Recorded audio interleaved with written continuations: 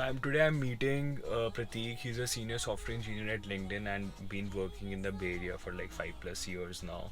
So it's gonna be a great discussion. Hoping to get some good insights from him about the ongoing scenes in the valley related to like tech revolution, what's happening, what does he think the future is, and we'll also talk about his journey from Pune to Silicon Valley here.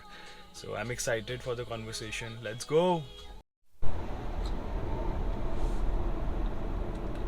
भाई FSD तो game changing है honestly. It's like you have your personal driver. Imagine अभी Grok का मैंने update install नहीं किया है. When we have Grok also, I can say, hey Grok, overtake that car. Oh my god, crazy stuff.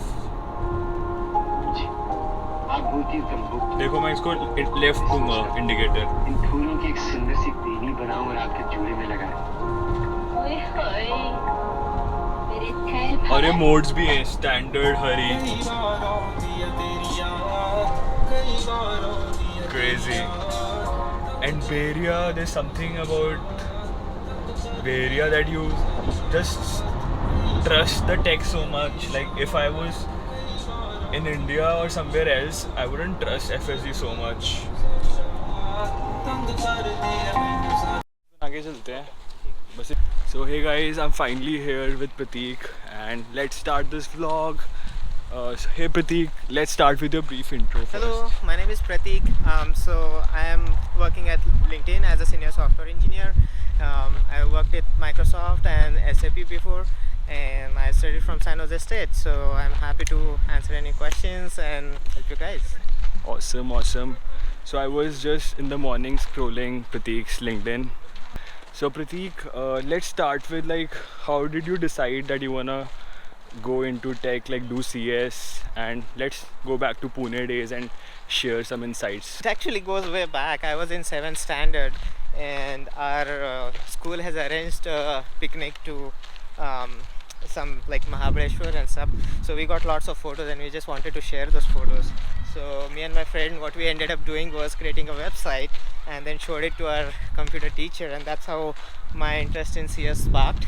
And then I think rest is just the history, because I just kept learning things, and then during 11th 12th I just chose the vocational CS, and yeah, that's how I got interested. And then you did your CS from Pune, Yeah. and did you work after that in Yeah. India?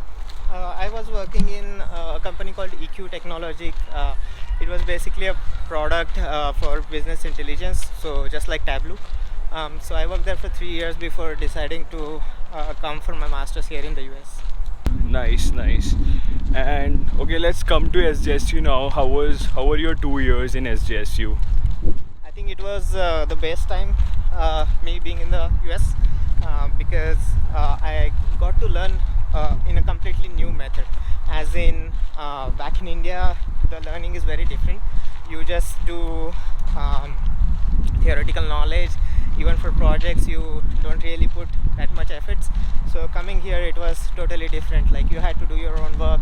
Projects had a much more importance. So I think I learned a lot, and then I enjoyed a lot. I had a big friends group.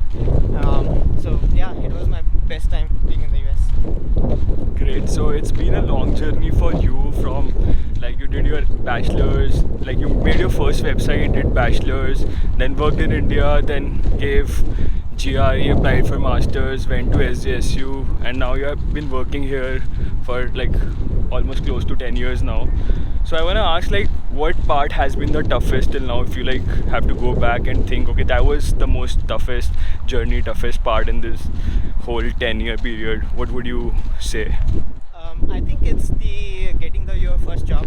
That's the toughest, because once you get your first job, then rest just follows. So you get calls from recruiters, you can switch jobs, you learn new things, but getting that first break is really the tough one. Okay, so Prateek,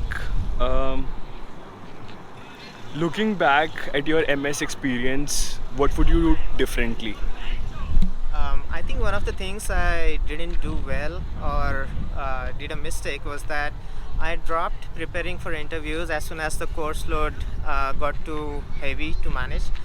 So I think that's one thing I would do differently, like keeping the consistency in preparing, doing your lit code, system design, data structures, whatever it is, in addition to your coursework. So that's something everyone should be doing really if they want to target a good company.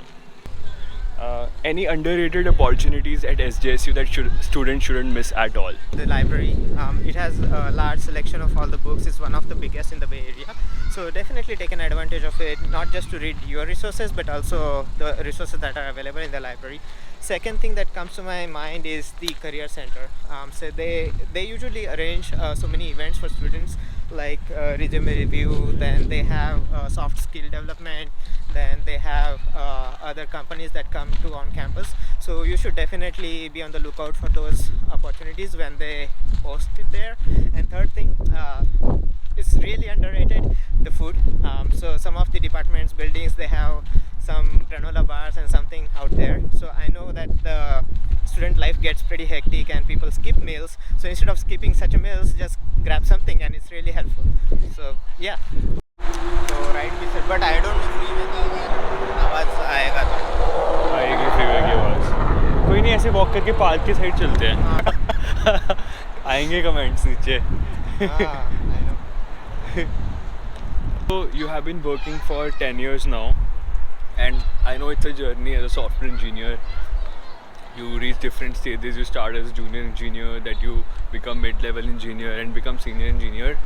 Progression with titles is okay, that's one thing, but you should also start feeling like that at some point. So I want to know, like, when did you start feeling okay that I am a senior engineer now? Such a hard question really, but I feel like when you are able to help others and you can solve problems for them quicker than they can do by themselves, that's when you know that you are in the right direction. And I don't think you can ever be a senior engineer. Like there would always be people who are better than you, so all you really want to do is be better than yourself that you were yesterday. So that's all there it is. Okay, so in Bay Area especially, like when you start your software engineering journey, one important milestone is reaching that staff level. Like if you start your IC track as like a new grad, one important milestone that everyone try to chase is becoming a staff software engineer. So I think, like Prateek said, that's more about behavioral and behavioral changes that you will learn along the go with your experiences, mistakes, and you'll start handling things better, and then you will also reach that milestone. Okay, and Prateek, so before LinkedIn you were already in the industry. So what was the process like changing companies when you're already working? Like, is it easier, more tough as compared to landing a role after new grad, or like is it easier? I would say it gets easier in a way that you can now handle the data structures and algorithms questions far better. But then there is another level of complexity that keeps adding, which is the system design. So nowadays even new grads are asked this question. However, for senior engineers, the level of depth they expect, the level of expertise they expect is different. So you are evaluated on a different criteria. So in a way it's different, but in a way it's same, and it's easier but also difficult. So yeah, that's how I can portray it. I think that's completely true. System design is easy because there's not much stuff that you have to cover theoretically. For example, if you're doing DSA, you have to read all the algorithms, practice so many questions. But system design, it feels simple, like design an Instagram and you will draw boxes and stuff. But honestly, like how you answer and drive that entire discussion like tells about your seniority level, and you cannot acquire that by reading interviews. You can only acquire that if you are building systems and if you're like with experience. Yeah, so true. And it's so much more important now that we are moving towards we are approaching the whole software development process with vibe coding, having a great system design skill so that you can give a right prompt in the beginning and steer the direction for the agent in the right way. This skill is so much more crucial now. What do you think about that? So true, but I want to add one thing though.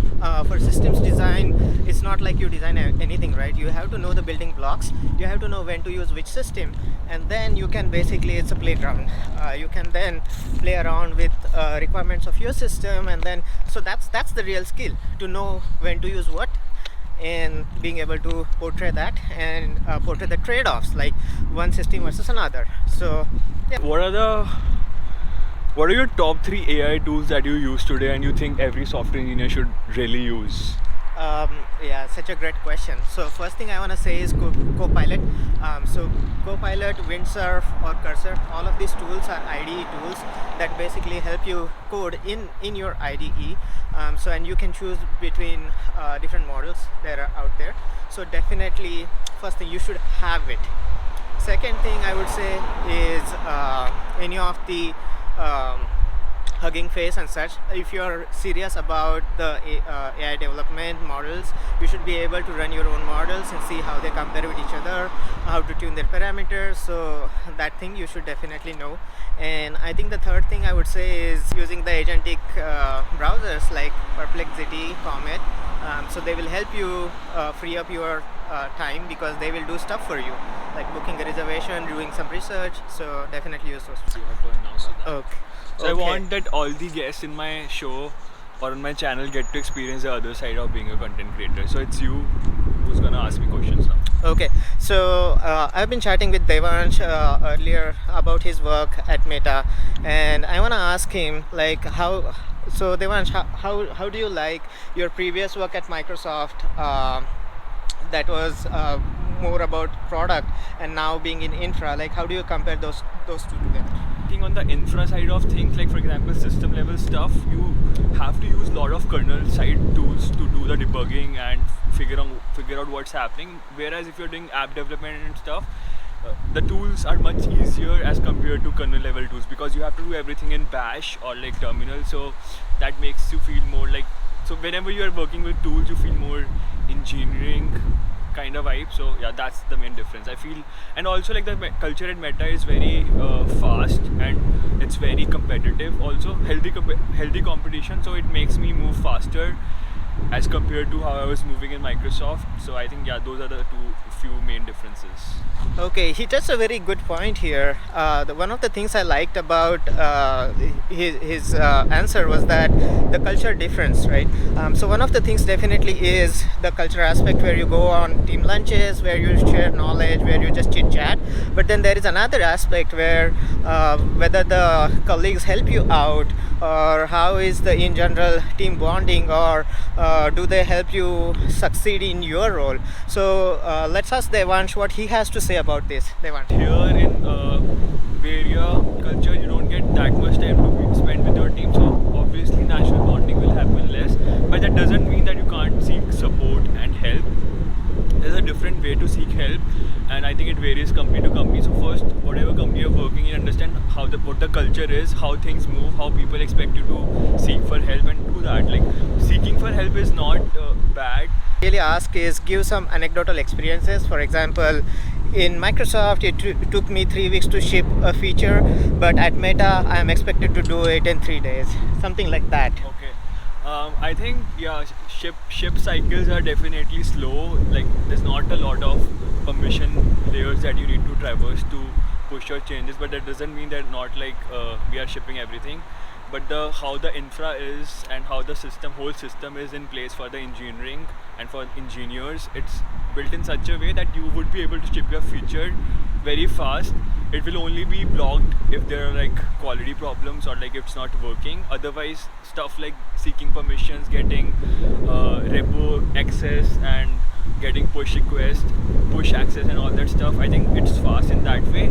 Second, it's fast in a way because everyone is so talented and competitive. Everyone moves really fast in how they deliver things, that as a byproduct you also have to move fast. So if you are moving fast, if you are doing what you have to do in 5 days, in 2.5 days, so as naturally the company will also move fast. So yeah, I think engineering allows you to move fast, and people also move fast. So yeah, it's that. Yeah, that's such a good thing. One thing I have noticed here in the US is that you feel empowered to change the things if they don't work for you. For example, in our team, the PR reviews were pretty slow, and then my manager encouraged me to set up some processes so that the PR reviews would be faster. So something like that, I'm sure it would be the case in Meta. What do you have to say? I think, yeah, that's like a great example. If something is blocking you, you can go ahead and change it and design a new way for that. Now I'm thinking, if I had to do the same thing back in Microsoft in India, what would block me? So I think in Microsoft, when I was working in India, all the infra systems that we were using, like that were used internally, the owning teams were not in India and they were in Redmond or like Seattle. So I think the ownership was not in India. So that was like one hurdle. If you wanted to change something, you would have to like speak to a lot of people, do some meetings, alignments. But here in US, every owner team is here. You're working in headquarters. So I think that's one advantage of working in headquarters. What do you think about that? That's actually so true. That's actually another advantage of being in the Bay Area, because you are always in the headquarters. All the good projects, infra teams, all are here. So it's very easy to reach out and get something fixed or add a new feature. So it's always a good advantage. So honestly, when I was working in India, I didn't think about this, that will the quality of project that I'll get, how would it be as compared to headquarter project? But honestly, I think it is different, and it makes a difference if you're working in headquarter and if you're not working in headquarters, because ultimately it's the people, right, who are moving things, deciding things and what we need to do and stuff. So ultimately it's people, and where bosses are sitting, always the decisions are gonna move faster there. Yep. So actually I want to ask you another thing. So coming from let's say there is an engineer back in India which is graduated, maybe worked for a couple of years. Now he has an opportunity to maybe go to one of the unicorn startups back in India who would pay 50-60 lakhs versus coming to the masters and then getting his career here. So what would your thoughts would be for someone like that to either stay in India versus coming to the US? But I wanna ask, what unicorn startups are paying that much money in India? You mean like US unicorn startups hiring remotely in India, or like Indian startups? No, even Indian startups, right? For example, PhonePe, or I actually don't know. I have been away from India for so long, but I just keep hearing stories from my friends back there that even the tech scene back in India has improved a lot, and companies are paying 50-60 lakhs, 80 lakhs a year. So if we have companies like that there, you can have a certain good quality of life, because right, have all your friends and relatives there, right? So comparing that to here, obviously you'll have good projects, but then if you can get similar projects there and also have this quality of life, would you still suggest coming to the US? I think it's not just about the lifestyle. For me, I would answer this question based on the assumption that you really love being a software engineer and you're really passionate about your career. If that's the case, you shouldn't think about the lifestyle and just come to US for some time. If you don't come here, I think you will miss out on few things, because you need to understand how things work from the main place.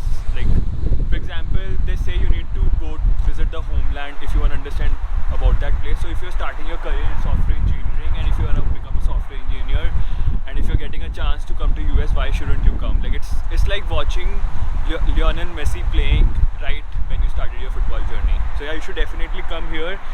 And second part, even though the lifestyles have become similar now in India and US, and a lot of folks want to move to US just because of lifestyle, I think in that scenario I wouldn't suggest that, if that's the only reason, just because of lifestyle, because you can already get those lifestyles, that lifestyle in India. And trust me, coming to US just for the lifestyle is not worth it, because there's so many other struggles, other part of the story which is like full of struggles that people don't talk about. For example, your immigration and staying alone away from family, you have to do all the work, and if you are starting your family, then you have like more work and all that stuff. So if lifestyle is just the reason, then I think there are more options. But if you wanna like if you're a core techie and you believe in software engineering, then yeah, you should come here. Yeah, that's such a great take on this question. I really love it. Alright, I think that's all questions from me. Okay guys, I think this was fun shooting. So see you in the next vlog, guys. And if you have any questions, comments, feel free to reach out to Prateek. He's there on LinkedIn. And if you have any questions for me, please comment, and we'll see you in the next vlog. Bye. Alright, bye.